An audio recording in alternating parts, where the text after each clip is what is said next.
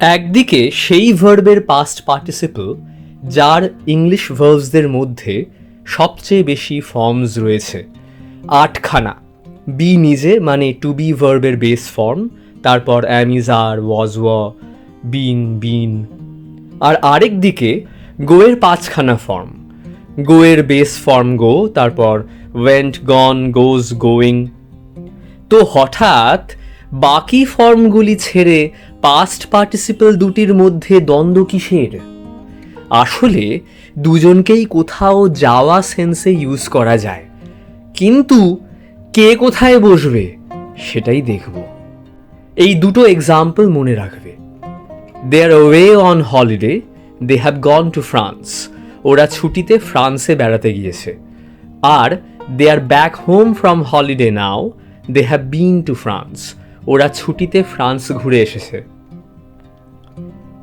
অর্থাৎ কোনো জায়গায় যাওয়া হয়েছিল এবং সেখান থেকে ফেরা হয়েছে, এই পুরো সেন্সটা বিন দিয়ে বোঝানো যায়। লালমোহন বাবু ও দুষ্টু বাবুর মধ্যে এই কনভারসেশনটা দেখো। আপনি কি অনেক জায়গায় গেছেন? হ্যাঁ, আমি অনেক জায়গায় গিয়েছি।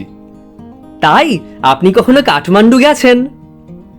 আপনি কখনো কামচাটকা গেছেন? না, আমি কামচাটকা যাইনি। এই গেছেন, গিয়েছি, যাইনি শুনলে মনে হয় গো ভার্বটি ইউজড হবে, কিন্তু দেখতেই পাচ্ছ বি ভার্ব কতটা উপযোগী। এবার এই এক্সাম্পলগুলি দেখো, আশা করি এবার আরও ভালো করে বুঝতে পারবে। বলো তো কোথায় গন হবে আর কোথায় বিন হবে? ঠিক আছে, একসাথে আনসারগুলো করা যাক। She isn't here at the moment. She's gone to the supermarket to get some bread. She has gone out. She'll be back in about an hour. She has bought some milk. She has just been to the shops. Are you going to the supermarket? No, I have already been to the supermarket.